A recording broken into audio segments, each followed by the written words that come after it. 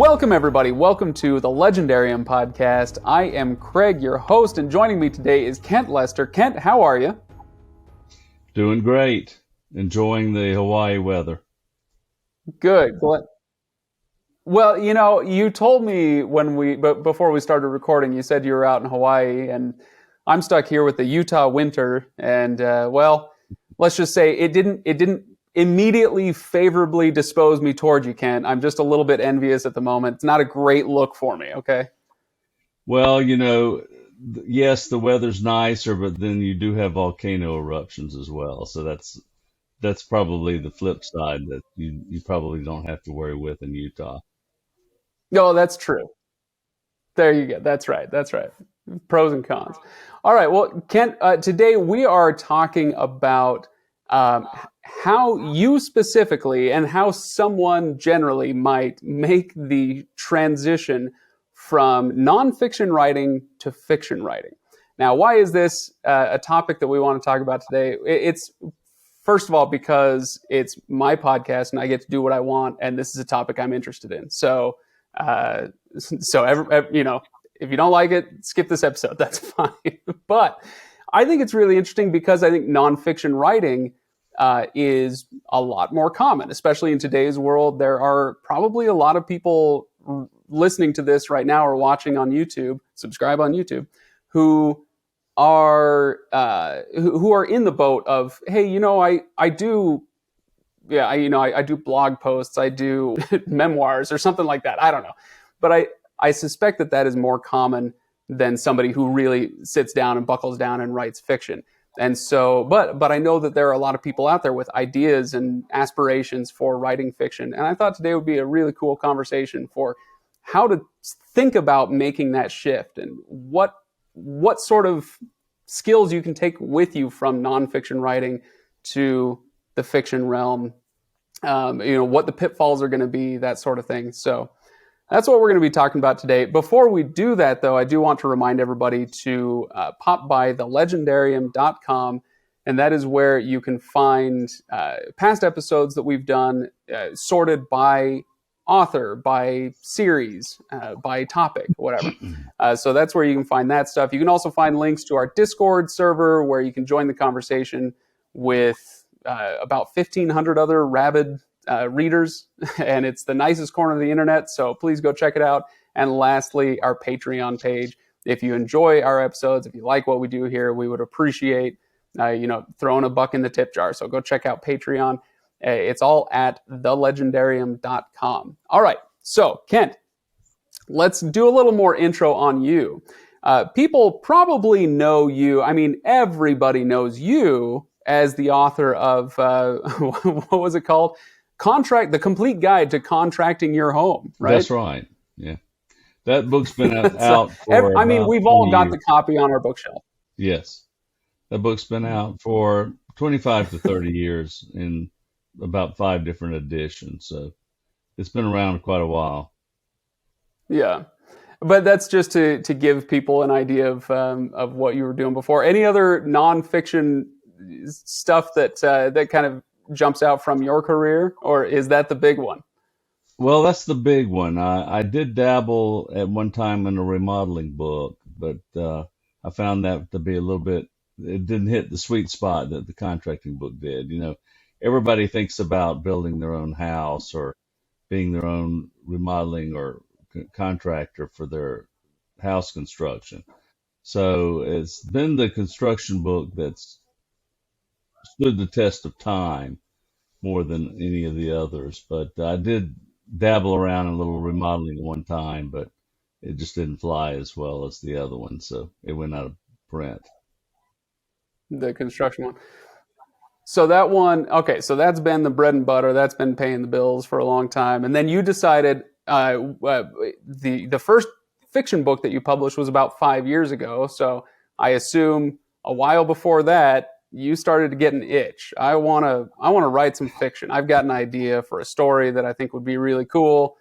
Tell me why that itch started up, how you were thinking about it at the time, before we get into the writing itself. Well, As most things go in life, it was one of those types of stupid, crazy ideas that one has on the spur of the moment. And as it turned out, I was sitting around with an old friend of mine, and we were talking about book writing. And he said, "Well, why don't you write a novel since you've written this contracting book?" And I thought, well, they say that if you're going to write a novel, you need to write about what you know. So then we started, as a joke, making a list of some of the weird, obscure things that I know a little something about. And so we went down the Mm. list and a few things like, well, I've used to scuba dive. I was an oceanography major in college. I know a little bit about biology. I know a little bit about construction. I'm sort of a computer nerd. And so basically I said, well, I'll have to write a book about those subjects. And that's basically where the premise for The Seventh Son came from, was me attempting to use all of this background knowledge that I already had in some way. But then I found out that fiction writing is a completely different animal from a nonfiction writing. And it's much more difficult, You much don't more say. challenging. And I found that a lot of my skill sets didn't apply quite as well for fiction. So Mm. that was a very long and drawn out affair. But as most things, it starts with an ego and a crazy idea and a drink at a bar. So That's all the best stories start with I was so wasted that I yes, decided to exactly. write a novel. Yeah, okay. I was so crazy that I um, decided to do this crazy, unfortunate and fortunate thing that ended up changing my entire life. So yeah, well, you went with the write what you know um, idea, and you started writing this. I assume you started thinking about characters and the outline of the story and all that stuff. That's where I kind of want to start. If you're going from nonfiction to fiction, okay, that's the first thing that I came to mind for me is if I'm writing the complete guide. Well, I'm sorry, I have to look at the title again. The complete guide to contracting your home. Forgive me. The structure kind of takes care of itself. yeah, As far as okay, you're going from A to Z. There's no home on this land to now there's a home on this land, and how did you get there, and who are you working with, and what are the steps you go through. So that structure, that outline for a book like that, kind of takes care of itself. That's not to say it's not work, but it presents itself to you a little more organically or easily than a fiction story. So tell me about what it's like then to outline a fiction book, how it was for you to make that shift to I have to come up with everything out of whole cloth. Does that make sense? absolutely. And that was definitely a big part of the difficulty of learning this new skill, was this idea of, well, how does one put together a whole story anyway? You know, Mm. by starting with the premise that I knew a little bit, that I would stick to subjects that I knew something about, they gave me a little bit of a guide, but then I found that my ideas were bouncing all over the place. They really didn't have a whole lot of structure in the beginning. So that was a lot of the learning process of learning how to be a fiction writer. And we say in the fiction writing field, there are two types of fiction writers. There's the planner, and then there's the pantser, person that flies by the seat of his pants and just basically lets It's the we story call them write itself, discovery writers. Yeah, the discovery writer. And so, if yeah. you're first starting out and you've never done this before, you're really sort of a hybrid of both of those techniques to a certain degree. So I tried to outline the story, but I never had tried to outline a fictional story before, so I didn't really know how to do that. So a lot of it was flying by the seat of my pants. There was a whole lot of rewriting. There was a whole lot of angst. There was a whole lot of creative process and a whole lot of trash can chapters before the story started to take shape.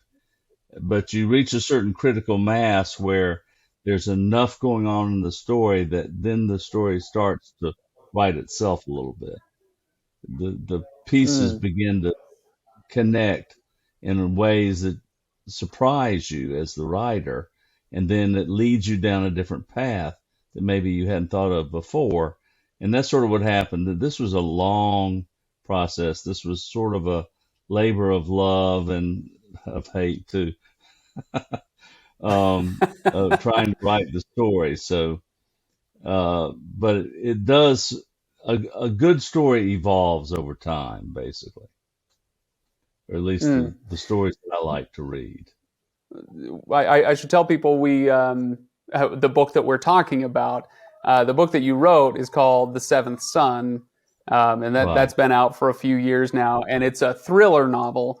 I think I read somewhere it's a science-based thriller novel in some ways. It's not necessarily science fiction like our audience would be used to the concept, but right. there are some scientific concepts involved, right?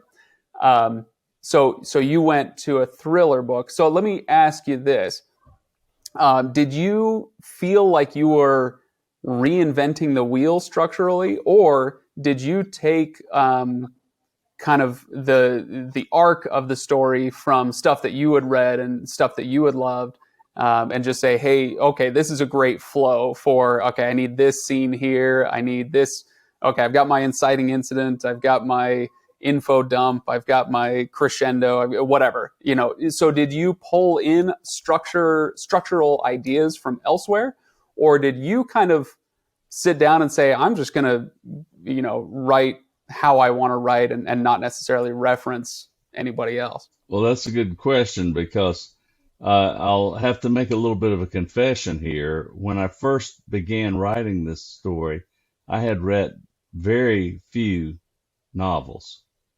I had read very little fiction, Mm, basically a nonfiction guy. I read a lot of magazines, a lot of books, nonfiction books. I didn't really have a large background of fiction knowledge under my belt before I started. And so that made the process a lot harder in the beginning, but also sort of freed me from some of the formulas because if you go and you read books on how to write fiction, they try to give you a checklist or a formula or a recipe to use, which means that all your stories end up being a lot alike because everyone's trying to hit those same uh, plot points at certain parts of the book. There are some books that say, "Oh, you have to divide your book up into 3 acts or 5 acts," and then certain things are supposed to happen at each act and transfer over to the next story. But I found that to be far too confining, and because I didn't really know what I was doing, I was sort of free to try something different. So the book is a little bit different in the way it builds its suspense over time than I would say a typical book. yeah, and like you were saying earlier, it's trade-offs, right? In Hawaii, you've got volcanoes. In Utah, we've Right, got earthquakes. Um, and so there's always going to be trade-offs.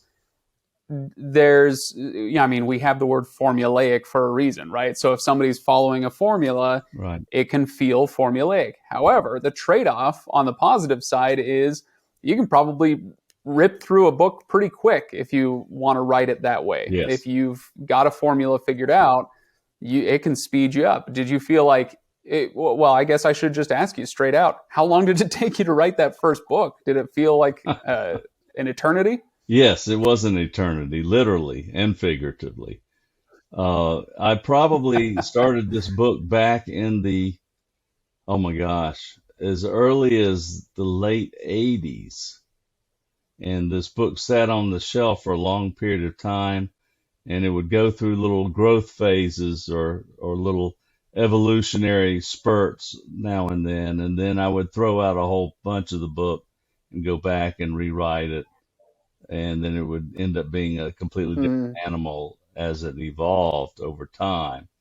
But yes, when you don't know what you're doing and you don't have a plot device, then it does slow down the whole process quite a bit. So, but yeah. the flip side of that is you end up with a very unique story. It's sort of like evolving a new creature with a whole new set of rules rather than being based on some other creature that has come before.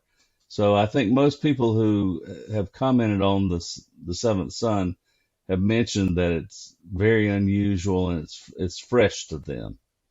It's got sort of a fresh Mm. plot structure that's a little bit different than they're used to seeing. But I'm also very big on having all my loose threads come together at the end of the story. I think that's the key. Is you want the reader to leave with the Oh, I mean, feeling that that's, all the time they spent reading the story was for a good reason that made sense at the end. and then okay, so now I want to shift gears. We've talked about the structure, the outline, how you go about that, but let's talk about characters, because this is obviously, well, I should say this is probably the most different thing about writing fiction versus nonfiction, where if you're writing nonfiction, I mean, for the most part, I suppose if you're writing a biography, maybe it's a little different, but a lot of nonfiction, you're writing as yourself. Hey, here are the Right. lessons I've learned, or hey, here's, these tips and tricks that I've got for you, or whatever the case may be. Um, Here's this historical fact I want to show you. In fiction, you're now writing as someone else. And I want to get your thoughts on that transition, how difficult that was, and if that was part of what made it an eternity, is coming Yes. up with these differentiated characters and putting them on the page, right? Yes, yes, and yes, because I think this is also why a lot of authors say that their characters are always, to a certain degree, a reflection of themselves, because that's where you start your reference. Is what would I do in a case? What would I do if I was in the hero's position? And so most characters have a little bit of your own personality in there, even when you break the rules. I mean, I don't want people to think that the characters are, just a formulaic version of the writer, but there's always going to be a little bit of the writer's influence in there. And I think Yeah. in my particular case, I had a female character that I felt very self-conscious about writing a female character, you know, because I wanted to be able to represent that character in a good way and do an accurate job. So one of the ways I got around that was I sort of did a role reversal. My male character is more of the thoughtful person who sits back, sort of the straight man of the group. And it is my Mm. female character that's sort of the swashbuckling adrenaline junkie. So basically, one of my solutions to writing a female was to write the female like from the standpoint of a male. So my female From character your is much your more perspective on adventurous. that. Yes. And I think we've seen that a lot in movies recently. There's been a lot more movies that have featured adventurous female characters, robust female characters that can really go out there and kick some butt or whatever they need to do in a particular situation. So the characters was one of the really tough parts for me to learn as a nonfiction author, because you're right, as a nonfiction author, you're just representing the facts as yourself, and you're not having to make up a story. Basically, fiction is lying. It's very convincing lying, where nonfiction, hopefully, is telling the truth if you're doing it right. So, learning how to lie convincingly was one of the toughest challenges for me as a fiction writer, I think. And of course, building off of that idea, ultimately, you want your fiction to tell a truth, or an indefinite article truth, by lying about the definite article, the truth, whatever. I don't know. Exactly. It's making sense in my head. Okay, Kent. um, all right, so let me ask you two very, very broad questions, and your answer is going to be a repeat of what we've already talked about. You can just say, we already talked about that. But basically, what was the hardest thing about making the switch? And then also, what was the easiest thing? What was the skill that did transfer, when you made the jump? Well, the skill that transferred the easiest was the factual part, obviously. I picked Yeah. some subject matter that I knew a little bit something about. I was an oceanography major in college, so I knew a little bit about oceanography, the weather, tectonic plates, volcanism, stuff like that. So the easiest part was making my story realistic. The hardest part was making my story adventurous, because reality is usually not as big of an adventure as the stories that we like to read for entertainment.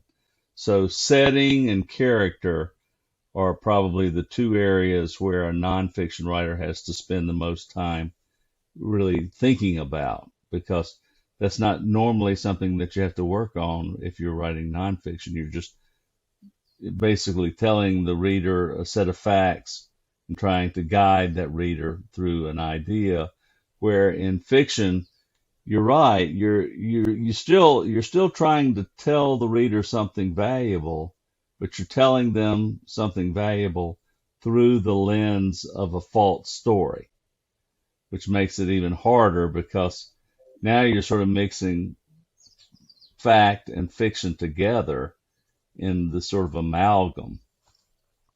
So it was a Right. real And this gets, sorry, go ahead.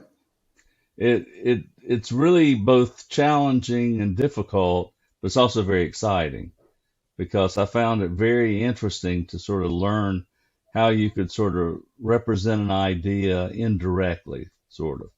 You're speaking indirectly in sort of rhyme or in some other indirect way to get a truth across to a reader.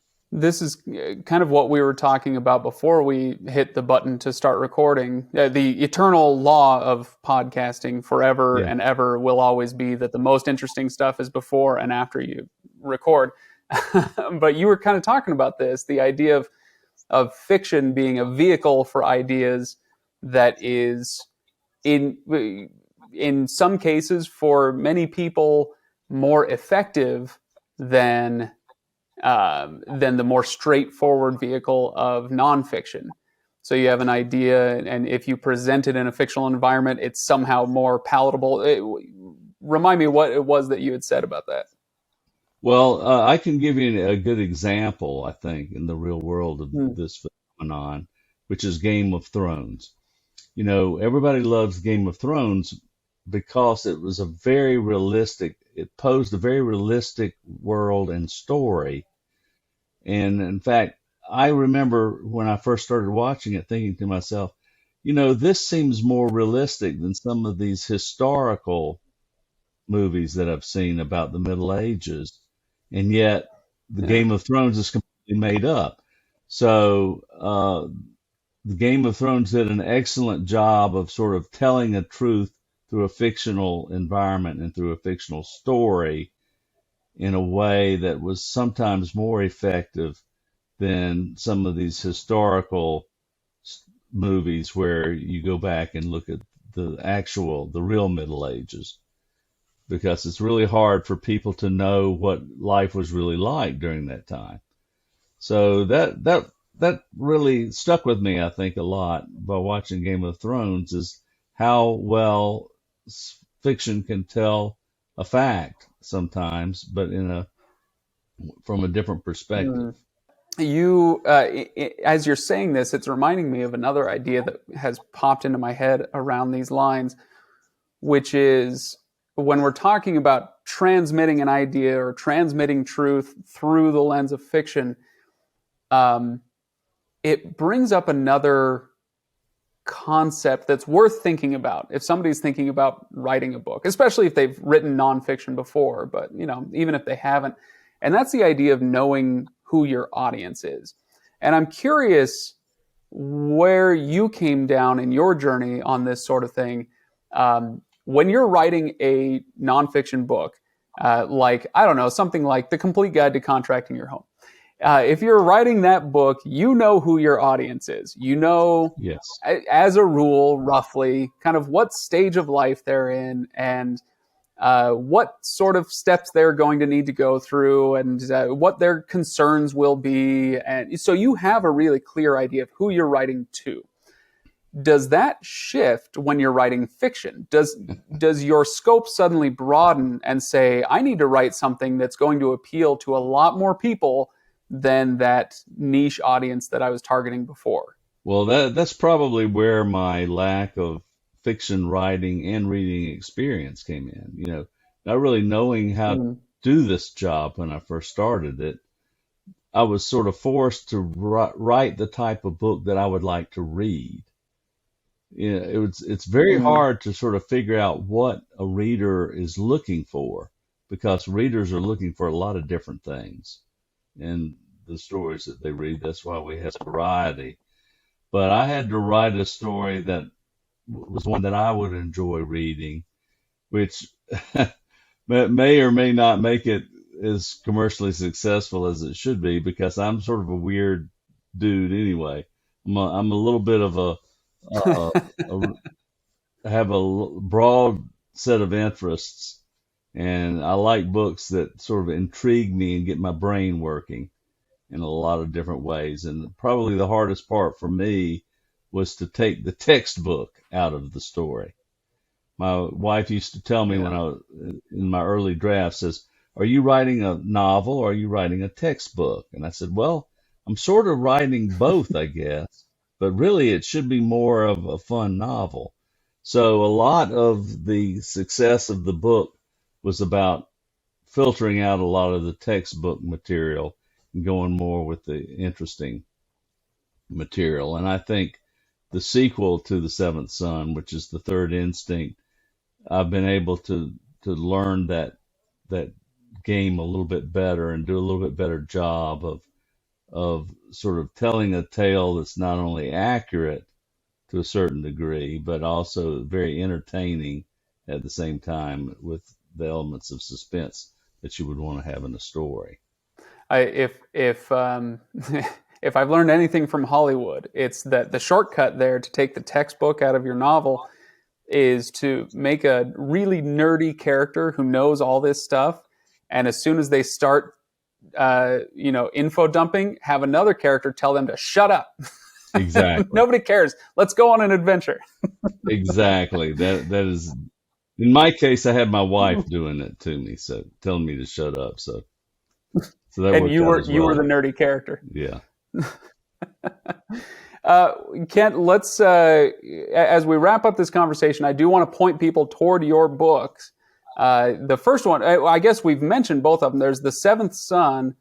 Maybe we haven't mentioned the new one is called The Third Third instinct. Instinct. And these are thriller books that are the second is a it's a sequel to the first, but you're calling it kind of a standalone, independent sequel in a way, something that can be read on its own. Right. Tell me a little more about these books. Well, they're both science fiction. In fact, I tend to look at the writer Michael Crichton as a good example of the type of stories that I like to write. I like science fiction, but I like what I call near science fiction. Fiction, Hmm. science that is fiction right now, but will become fact very soon. So if you write near science fiction, most of the science fiction part of the story will probably become factual very quickly.